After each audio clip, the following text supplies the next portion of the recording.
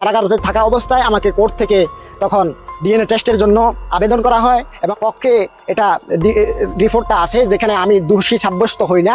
আমার রিপোর্ট আসে 0% পরিকল্পিত এবং উদ্দেশ্যপ্রণীত এবং আমাকে আলেম সমাজকে হয়ে প্রতিপূর্ণ করার জন্য ষড়যন্ত্রমূলক এটা করা হয়েছে।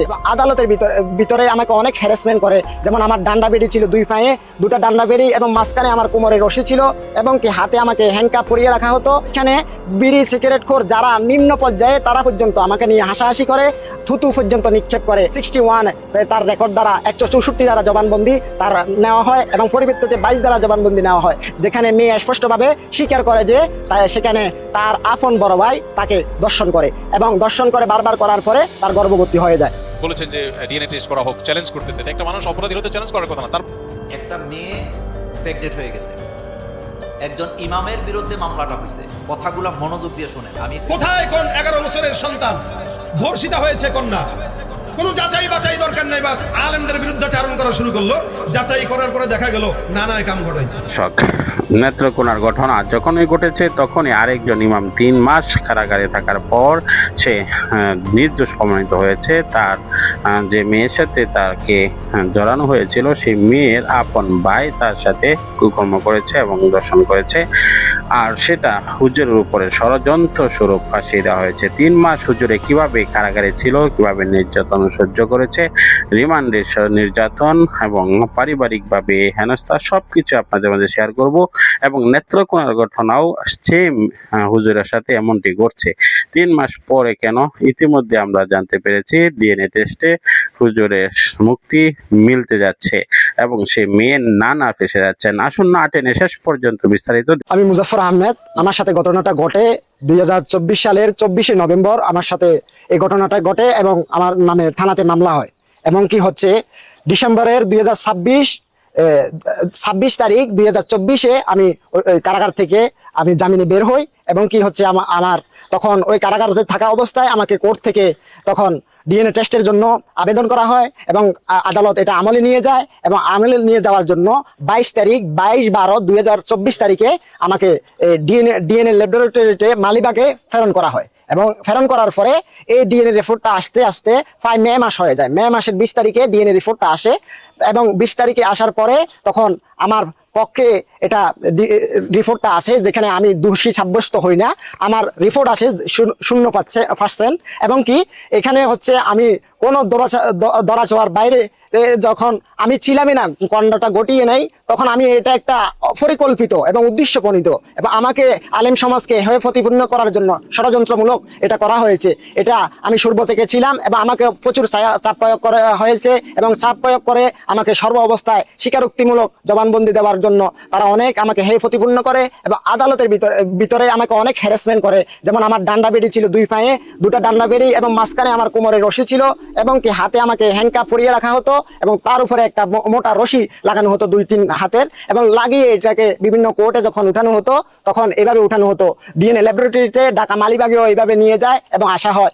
বিভিন্ন হ্যারাসমেন্টই করা হয় আমাকে ওই কোর্টে থাকা অবস্থায় এবং কি হ্যারাসমেন্ট অবস্থায় আমার অবস্থা হয় যে ওইখানে বিড়ি সিগারেট খোর যারা নিম্ন পর্যায়ে তারা পর্যন্ত আমাকে নিয়ে হাসাহাসি করে, থুতু পর্যন্ত নিক্ষেপ করে। আমি আলেম এবং আমার গায়ে পাঞ্জাবি ছিল, আমি দাড়িওয়ালা এবং আমি টুপিওয়ালা ছিলাম, এই জন্য এই বিষয়টাকে তারা অধিক পরিমাণে হ্যাঁ প্রতিপূর্ণ করে এবং আমি 26শে ডিসেম্বর কারাগার থেকে জামিনে বের হওয়ার পরে 20শে মে 2025 তারিখে তখন এদিক থেকে লোকজন নিয়ে ওইখানে কারাগারের যখন 2020শে মে 2025 তারিখে এটা থানার থেকে ওসি সাহেবের আহ্বানে আবার স্থানীয় লোকজন এবং ওই মেয়েটাকে ডেকে নিয়ে যায় এবং ডেকে নিয়ে যাওয়ার পরে মেয়েটার পরিবার এবং স্থানীয় লোকজন এবং কি নেতৃস্থানীয় যারা ছিল তারা যাওয়ার পরে তখন জিজ্ঞাসাবাদ করে হুজুরের পক্ষে আসছে রিপোর্ট যে এখানে হুজুরের কোনো দোষী সাব্যস্ত হয় নাই, এখানে আপনারা তো একটা অভিযোগ করে দিলেন, এখন বলেন প্রকৃত দোষীকে। তখন এক পর্যায়ে পুলিশ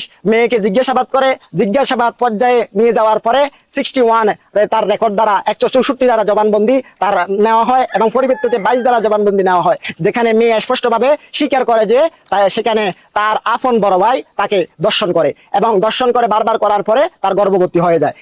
এই কথা স্বীকার করার পরে ওই 20 তারিখ সন্ধ্যাবেলায় মোর্শেদ একটা ব্রিক ফিল্ডের শ্রমিক ছিল, ওই শ্রমিক থাকা অবস্থায় কাপ্তান বাজার যেটা অবস্থিত খন্ডল হাই ব্রিক্স ফিল্ড, ওইখান থেকে বিকাল বেলায় পুলিশ ওই মোর্শেদকে অভিযান চালিয়ে ধরে গাড়িতে উঠিয়ে নিয়ে যায় থানায়, এবং থানাতে প্রাথমিকভাবে জিজ্ঞাসাবাদ করলে মোর্শেদ এই বিষয়টি স্বীকার করে বোনের সাথে তার সম্পর্ক ছিল, এবং এই সম্পর্কের কারণে তার এই যে গর্ভ অবস্থায় হয়ে যায়। এমত অবস্থায় তার এই জিজ্ঞাসাবাদটা অ্যাকুরেট হওয়ার জন্য, শিওর হওয়ার জন্য তখন মালিবাগ সিএনএ ফরেন্সিকে প্রেরণ করা হয়। প্রেরণ করার পরে তাদের এবং ওই বাক্কাল সওয়ার শিশু বাচ্চাটা জান্নাতুল ফেরদাউসের ওই স্যাম্পল রাখা হয়। তিনোটা স্যাম্পলকে অ্যাডজাস্ট করে মিলকরণে তখন বাইয়ের নামে 99% মিল পাওয়া যায়, সম্পূর্ণ বাইয়ের নামে মিল পাওয়া যায়, এবং কি মিল পাওয়ার পরে বাইকে আজ পর্যন্ত বাইটি এখনো কারাগারে আছে। আমার একটা মাত্র সন্তান লেখাপড়া করাইছি স্যার, আমার আর কিছু নাই সম্পদ। এই জায়গা কুদ্দুরে আমরা ছিল, এই লেখাপড়া করে আমরা কামাল ফাঁস করাই, কামালে পরীক্ষা দিছি, আমরা অনার্সে পড়তেছি। আপনার এই আমি ইমামতি করি, অল্প হিসেবে বেতন পাই, 6,000 টাকা বেতন পাই, টাকা দিয়ে আমরা সংসার কিছু চলেনি। আমার এক মেয়ে আপনার সেখানেও ক্ষতিগ্রস্ত হয়েছি, এই কেস মকদ্দমা ফালাই আমার ছেলের ব্যাপারে আমরা কান্দাকারি করি। এই উকিল ধরি আপনার এই জায়গা থাকা সব বিক্রি করে এই মামলায় আপনার তো অনেক অর্থনৈতিকভাবে আপনি ক্ষতিগ্রস্ত আমি হয়েছেন। বিক্রি করা ছাড়া আমার এগুলোর উপরে তার গর্বিটা বিক্রি করে দিয়েছি। তাকে আমরা এখানে আপনার নিষ্পাপত্য দেব না, প্রমাণ হোক তারপরে বোঝা যাবে। আমি তো বলি, এবং অনেক ওলামা একরাম এটা বলেন, যে এই ক্ষেত্রে শরিয়া আইন, আপনারা তো কোনো ক্ষেত্রে যারা আইনের প্রয়োগ ঘটান, যারা আইন প্রণয়ন করেন, কোনো ক্ষেত্রে তো আপনারা শরিয়া আইনের প্রয়োগ করতে চান না বা করেন না মুসলমানদের দেশে হওয়া সত্ত্বেও। আলেম ওলামারা কেউ অন্যায় করলে তিনি নিজেদের শরিয়া আইনে বিশ্বাসী, যদিও শরিয়া আইনে বিশ্বাসী না হলে কেউ মুসলমানই থাকার কথা না, সবাই বিশ্বাসী হইতে হবে এজ মুসলমান, কিন্তু একজন আলেম তো তিনি বলে কয়ে ঘোষণা দিয়ে বিশ্বাসী। তাহলে অন্তত আলেমের ক্ষেত্রে শরিয়া আইন কার্যকর করা হোক। কোন আলেম যদি কেউ দোষী সাব্যস্ত হয়, তার পক্ষে 1 সেকেন্ডের জন্য ওকালতি করতে বাংলাদেশে কোনো আলেম আসবে না। কিন্তু উদুরপিন্ডি বুদুর ঘাড়ে চাপানোর মতো ঘটনা এদেশে অহরহ ঘটে। বিধায় কোনো কিছু নিয়ে কথা উঠলেই যে সেটা সত্য ধরে আমরা আপনার সামনে অগ্রসর হতে হবে বা সত্য ধরে আমরা মন্তব্য করবো, এটা সঠিক না। কুমিল্লার একটা ঘটনার ব্যাপারে এই কয়েকদিন আগে এরকম শুনেছি, সেটাও মহিলা মানুষের ঘটনা, অথচ পরবর্তীতে পুরো জিনিসটা উঠে আসছে যে একদম তদন্তে বের হয়ে আসছে যে যা রটেছে, সাধারণত বলে যা রটে কিছু না কিছু বটে, যা রটেছে তার কিছুই বটে। সম্প্রতি একটি কওমি মাদ্রাসা 11 বছরের ছাত্রীকে ধর্ষণের অভিযোগ উঠেছে একজন আলেমের উপরে। এমন ঘটনাগুলো বারবার ঘটছে, এর প্রতিরোধের উপায় কি বলে আপনি মনে করেন? সর্বপ্রথম কথা হলো যে মাদ্রাসা হোক আর স্কুল হোক, আবাসিক প্রতিষ্ঠানগুলোতে যে সমস্ত অনাচার হয়, এই অনাচারগুলো বন্ধে আমাদের পদ্ধতিগত বেশ কিছু সংশোধনী আনা গুরুত্বপূর্ণ। আমরা জানি যে আবাসিক প্রতিষ্ঠানগুলোতে নানা ভিডিওটি দেখলেন, বুঝতে পেরেছেন ভিডিওটি গুরুত্বপূর্ণ। আমরা ব্রেকিং নিউজ আপডেট টপিকগুলো একত্র করি আপনাদের মাঝে উপস্থাপনা করি। গাজীপুরের একটি ঘটনা ঘটেছে এবং সিলেটের 4 বছরের মেয়ের সাথে একটি দুর্ঘটনা ঘটেছে, এবং 3 মাস আগেও একটি ইমামের সাথে এমন জর্জরিত একটি ভয়াবহ অবস্থা। এবং বর্তমানে নেত্রকোনার যে ঘটনাটি, সেটা তুলপাড় সারা বিশ্বে। সব মিলিয়ে এই দেশটা যেন একটা অরাজকতা, অস্থিরতা এবং জাহিলিয়াতের দিকে চলে যাচ্ছে। অবশ্যই সেটা থেকে উদ্ধার করার জন্য আমাদের সচেতন ভূমিকা পালন করতে হবে।